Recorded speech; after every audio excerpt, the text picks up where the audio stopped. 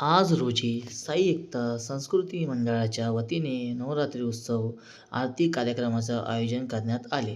प्रमुख पाहुणे शंकर अण्णा खरात यांच्या हस्ते आरती संपन्न झाली.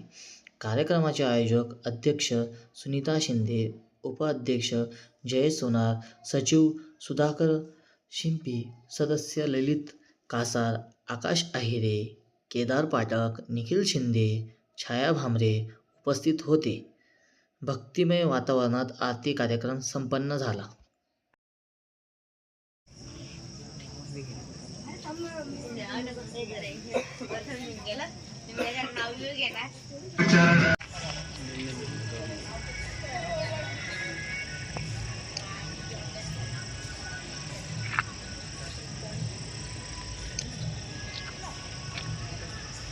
सांस्कृतिक मंडळातील सगळे सन्माननीय सदस्य, मी स्वतः सचिव सुधाकर शिंपी आणि आपले आजचे प्रमुख पाहुणे शंकर अण्णा खरात आणि सपत्नीक आपल्या या कॉलनीमध्ये सगळ्यांच्या विनंतीला मान देऊन उपस्थित झाले.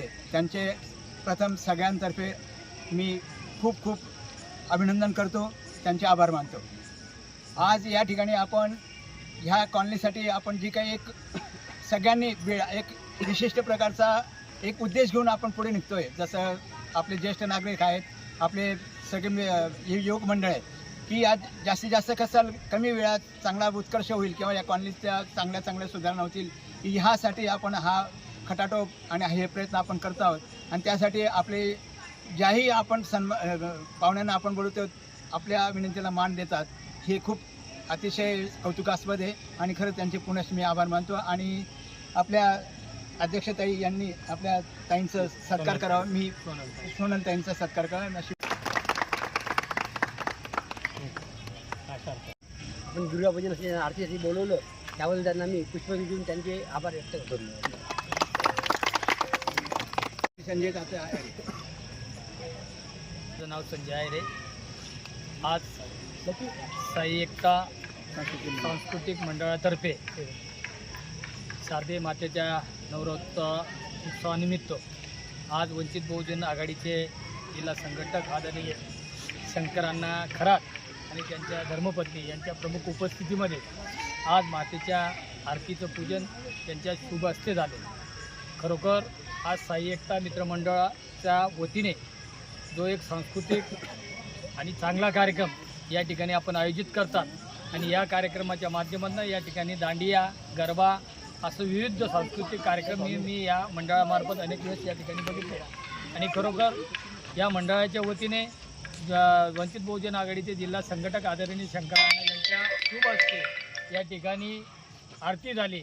मी मंडळाच्या सर्व पदाधिकारी आणि ज्येष्ठ नागरिक माता भगिनी यांना एकच विनंती करेल की आपल्या ज्या वेळेस सांस्कृतिक कार्यक्रम असतील त्या वेळेस आपण शंकर अण्णाच्या माध्यमातून या ठिकाणी आपण जे कार्यक्रम आयोजित करणार त्या कार्यक्रमाला शंकर अण्णा यांच्या मार्फत आपल्याला मोलाचं असं मार्गदर्शन आणि योग लाभेल असं देखील मी विनंती करतो.